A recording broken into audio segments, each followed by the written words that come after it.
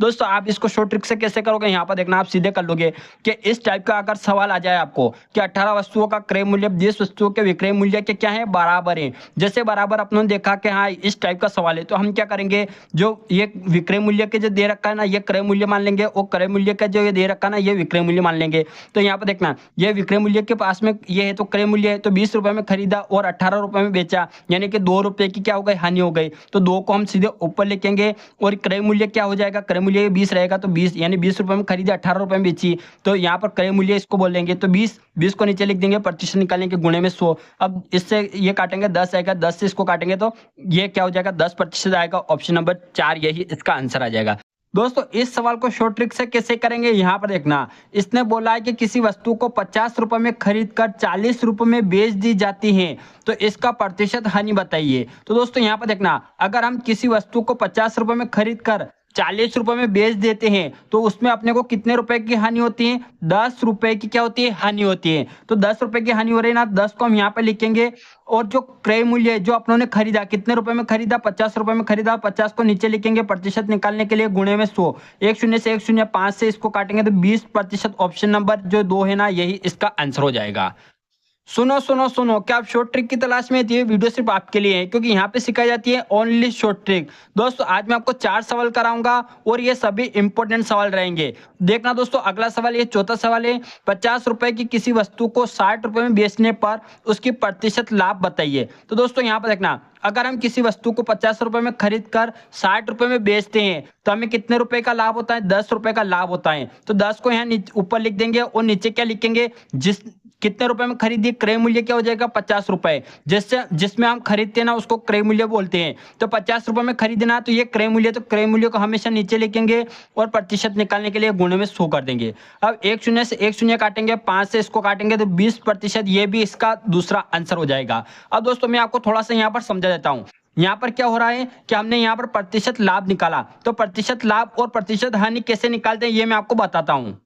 दोस्तों यहाँ पर देखना, अगर लाभ प्रतिशत निकालने की बोले तो ऊपर लाभ लिखना है, और हानि प्रतिशत निकालने की बोले तो ऊपर हानि लिखनी है, और नीचे क्रय मूल्य यहाँ पर भी लिखेंगे और क्रय मूल्य नीचे यहाँ पर भी लिखेंगे, और प्रतिशत निकालने के लिए हम गुणे में 100 कर देंगे। अब इस सवाल में देखना दोस्तों, इसमें क्या किया कि 50 रुपए की वस्तु को 60 रुपए में बेचने पर उसका प्रतिशत लाभ बताइए। अगर हम किसी वस्तु को 50 रुपए में खरीद कर 60 रुपए में बेचेंगे तो हमें कितने रुपए का लाभ होगा, 10 रुपए का। तो अपने ये लाभ जो हुआ ना, ये ऊपर लिख दिया।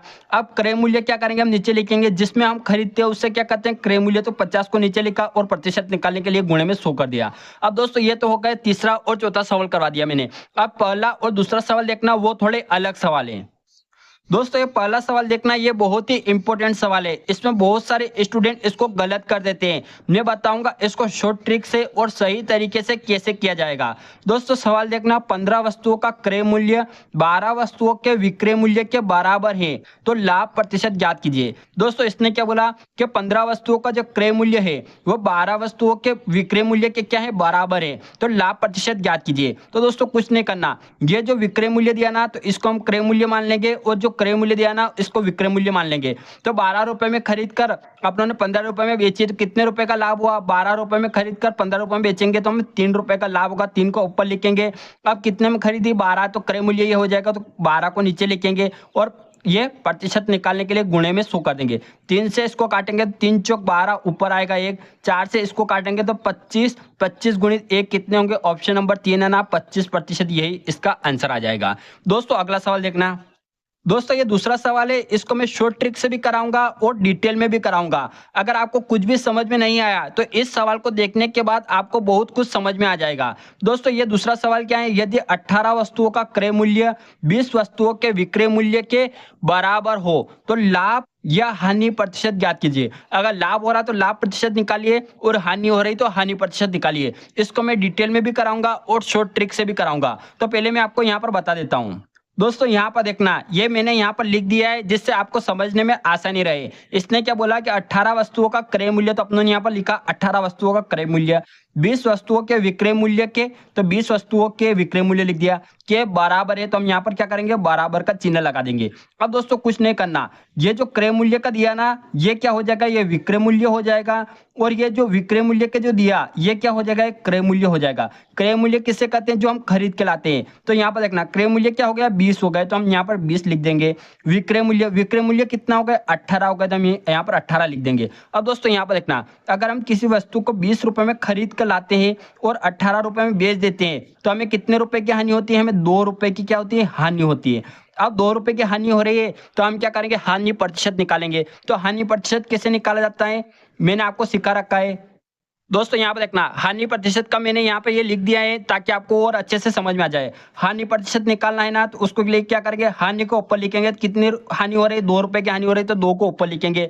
अब क्रय मूल्य कितना है, 20 है, तो हम 20 को यहाँ नीचे लिखेंगे। अब प्रतिशत निकालने के लिए गुणे में 100 कर देंगे। अब 2 से इसको काटेंगे, तो यहाँ पर क्या आ जाएगा, 10 आ जाएगा, यहाँ पर 1 आएगा। 1 शून्य से 1 शून्य काट देंगे, 1 गुणित 10 कितने होंगे, 10 होंगे। ऑप्शन नंबर 4 जो है ना, यही इसका आंसर हो जाएगा। दोस्तों आप इसको शॉर्ट ट्रिक से कैसे करोगे, यहाँ पर देखना, आप सीधे कर लोगे कि इस टाइप का अगर सवाल आ जाए आपको कि 18 वस्तुओं का क्रय मूल्य 20 वस्तुओं के विक्रय मूल्य के क्या है, बराबर है। जैसे बराबर अपने देखा कि हाँ इस टाइप का सवाल है, तो हम क्या करेंगे, जो ये विक्रय मूल्य के जो दे रखा है ना, ये क्रय मूल्य मान लेंगे, और क्रय मूल्य का जो ये दे रखा है ना, ये विक्रय मूल्य मान लेंगे। तो यहाँ पर देखना, ये विक्रय मूल्य के पास में ये है, तो क्रय मूल्य है, तो 20 रुपए में खरीदा और 18 रुपए में बेचा, यानी कि 2 रुपए की क्या हो गई, हानि हो गई। तो 2 को हम सीधे ऊपर लिखेंगे, और क्रय मूल्य क्या हो जाएगा, क्रय मूल्य 20 रहेगा, तो 20 यानी 20 रुपए में खरीदी, 18 रुपए में बेची, तो यहाँ पर क्रय मूल्य इसको बोलेंगे। तो 20 को नीचे लिख देंगे, प्रतिशत निकालने के गुणे में 100। अब इससे ये काटेंगे, 10 आएगा, 10 से इसको काटेंगे, तो ये क्या हो जाएगा, 10% आएगा। ऑप्शन नंबर 4 यही इसका आंसर आ जाएगा। दोस्तों अगर आपको ये वीडियो अच्छा लगा, वीडियो को लाइक कर देना, अपने सभी दोस्तों में शेयर करना, चैनल को सब्सक्राइब करके बेल आइकन को ऑल पे सेट कर देना, जिससे आपको ऐसे वीडियो की नोटिफिकेशन मिलती रहे। अब मिलते हैं हम नेक्स्ट वीडियो में।